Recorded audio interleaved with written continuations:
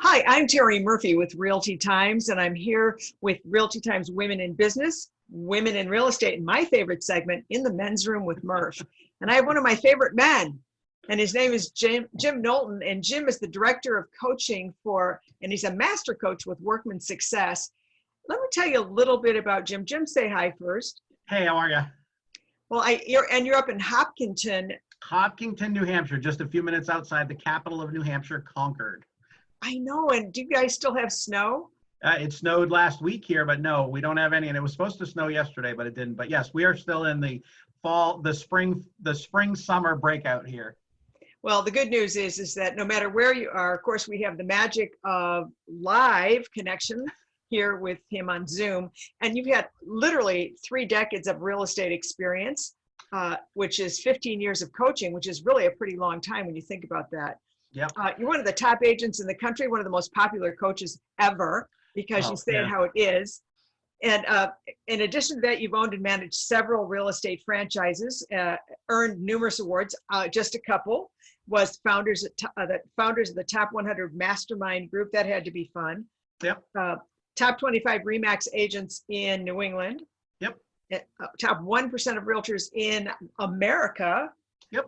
Which is pretty impressive, and now owner of a mega agent team with Keller Williams. Yep. Wow, and with all of that, you're still the director of coaching for Workman Success, and my favorite, you're a pilot. Yeah. Yep. Commercial pilot. It's a funny story, Terry. I actually got into real estate so I could continue to fly some 20 years ago, and then I got a little too good at real estate, stopped flying, and the rest is history, as they say.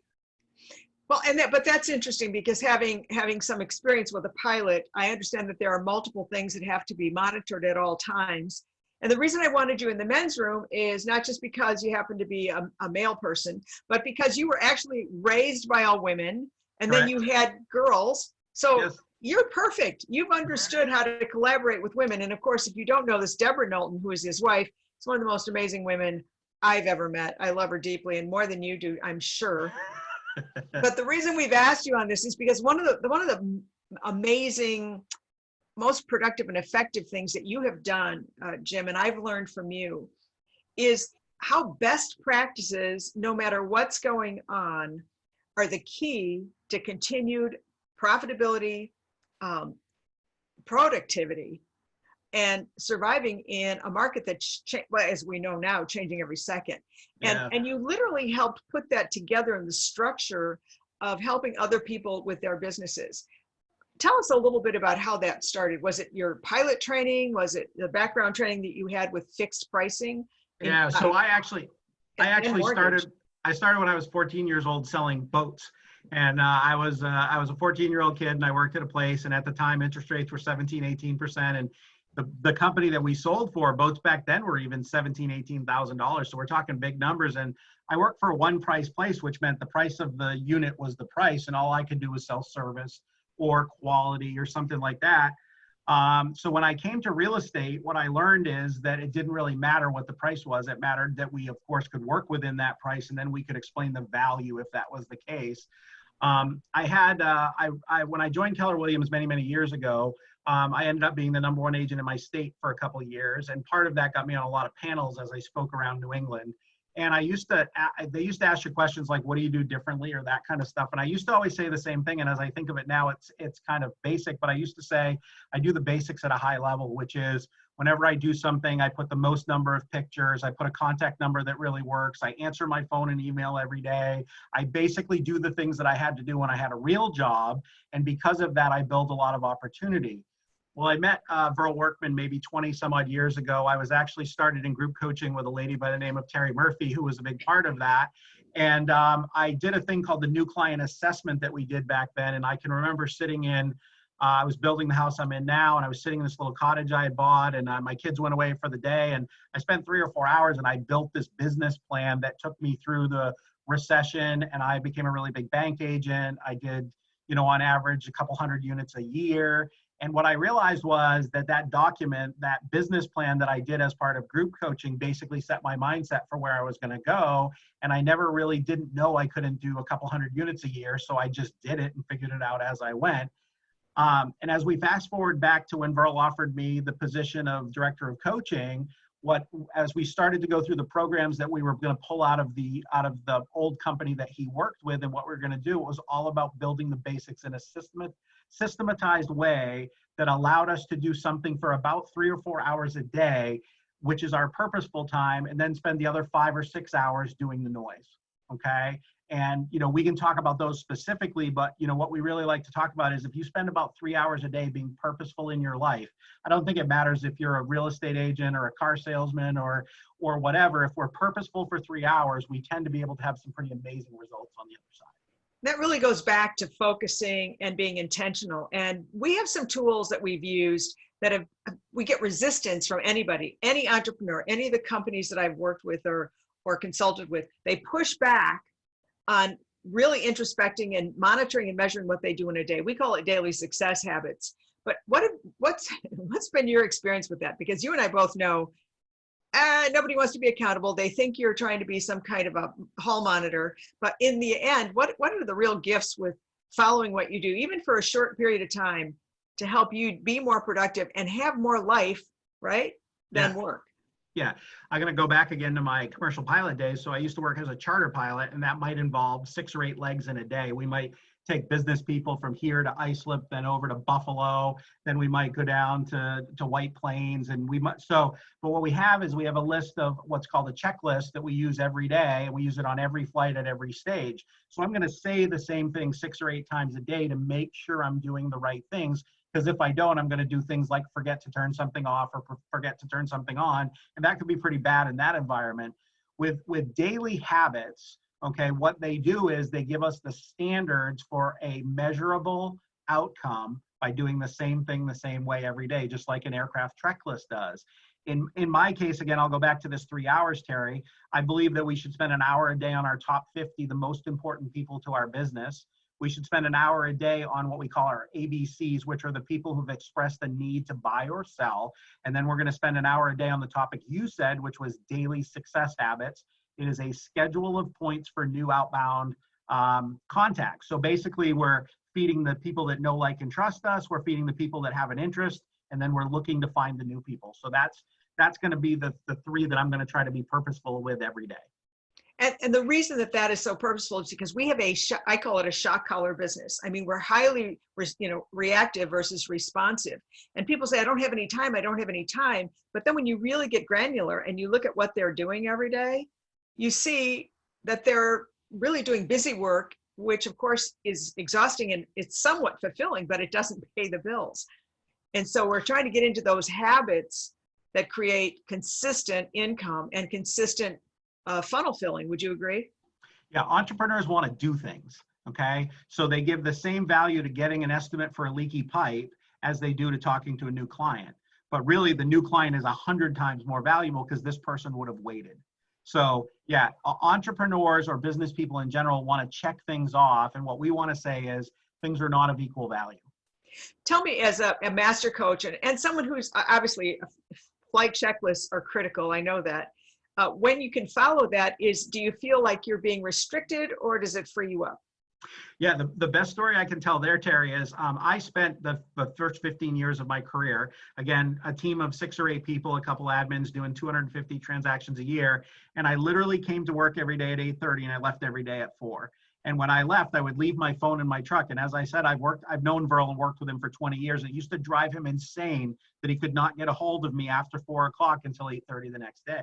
So he comes to me with this job. He says, you're going to be director of coaching. You're going to do welcome calls. You're going to have some clients yourself. You're going to help others. I said, okay, that sounds pretty good. And there wasn't 20 people, so we'll just get going. So it kind of started slowly, but then what I learned too is I had to have a schedule, right? So I had a coaching week and a non-coaching week. So that started it. And then what I started to learn was that the more I knew what I was doing, I could look at it the day or night before and then know exactly what my topics were going to be, what I needed to prepare for. And I found that it was much more comfortable, even though I really thought I loved this schedule of just doing what I thought was most important. I now could turn around and say, today I have 2 coaching calls, which I did. I have a coach training call, which I did. I have a welcome call for a new client. I have an interview with Terry Murphy, one of my favorite people. And then I have my last coaching call of the day. So this morning when I looked at my schedule, I started to think about what each one of those was going to mean and what I needed to get through in each one of those activities. And I like to say that if you went back to the day Verl offered me this job and I shared with you the schedule that's on my other screen over here, I never would have taken the job. Exactly. Well, and I totally understand that. But as a professional, and we had a really interesting discussion this morning with Master Coach Sarah Gouldy, and she talked about your attitude and your limitations. She talked, was it a rabbit hole? Yeah, or roadblocks and rabbit holes, I think was today's topic. And I would like you to elaborate on that, just because people that are listening to this will go, well, that might work for your business, but that won't work for mine. And we hear that all the time, when in fact, we actually know that it doesn't make any difference. And she was brilliant. Of course, she has great NLP training, neurolinguistic programming training. So she understands how people think. And I think at this point, as a master coach myself, that it's important to find out how people think so they can hear you, or they can see differently and think differently. And what did you get from that this morning? I mean, what are those rabbit holes and those roadblocks? So the rabbit holes, and I think I pulled a couple of those this morning as I was answering questions, which is you start down answering the question and you think of something else, and that takes you to a story that's irrelevant to where we started. But what it does is it fills the time that was going to be used to fix the problem. Okay, so the rabbit hole is what we're going to call squirrel or shiny thing, which is I start talking to Terry about checklists, and then I go into my, my need for a new car, whatever it is. A roadblock is going to be a limiting belief that we typically validate through stories or things that others have told us, but we very rarely have made the attempt to do ourselves. Yeah, and so that's really important as we wrap this up. If you're watching this and you have roadblocks, there are things that you just stop doing, and sometimes there's reasons for that. You don't know the next step. You don't know the systems or the solution, so you put it away and you go to something else that's less productive, when in fact, it's just a way of thinking. And we know that there's always another way to look at something, and that's where collective intelligence or coaching or consulting really come in. So if you were going to give one piece of advice or one key thought to everybody watching this, what would it be to advance their business, advance their life? Because you happen to do a great job of that, Jim, and I admire that about you. I think I would say that understanding that things are not nearly as difficult or complicated as we make them, that in fact there's very small inputs that have very huge results, okay? If I make the commitment to stay in touch with the people that are most important in my business or my life, so that can be for making money or just having a better quality of life, if I make the commitment and do that, I tend to get 10 times more than I expect. And I was just talking to a lady, a new coaching client that was coming into Workman, and she said to me, yeah, and things have just stopped. And I said to her, but have they? And she said, well, what do you mean? And I said, well, but have they? And she said, well, this is happening. I said, but is it? I said, so if I said, hop on your MLS and show me that's true, it probably wouldn't be. And she said, well, it isn't. And what it is she's taking the word of others as opposed to doing it herself, where if she had just stayed involved in the market, she would know that those of us that are still working are selling about the same as what we were before, or listing about the same. But what she allowed to happen was she allowed the story, okay, to get in her way. So what I really want to do is I want to stay in touch with the market, with my customers and clients, and with my family and friends, because then I'm always I have first person knowledge, not second or third person knowledge. That's such brilliant advice. And that's one of the reasons I think that you are the master coach. Thank you so much for joining us. I hope you'll come back for another segment for In the Men's Room or Murphy on Real Estate. Any of it would be great to have you. And where can we get more information from you? Wow, that's a good question. I'll have you post that later, Terry, because I actually don't know. I actually don't email myself, so I don't know my Workman email. But what I would say is, I'm sure that Terry can post on the bottom of this. I'm glad to answer any questions or comments anybody has, and that's typically going to be through our Workman address. And I'm sorry, I just don't email myself. No, that's really okay. I just want you to know that Jim maximizes the women in his life. They do everything for Jim. Pretty much. I'm going to leave it at that. Thank you so much for joining us. I'll make sure everybody reaches you in case they have a question. Thanks again, and be safe out there. Anytime, Terry. Bye-bye.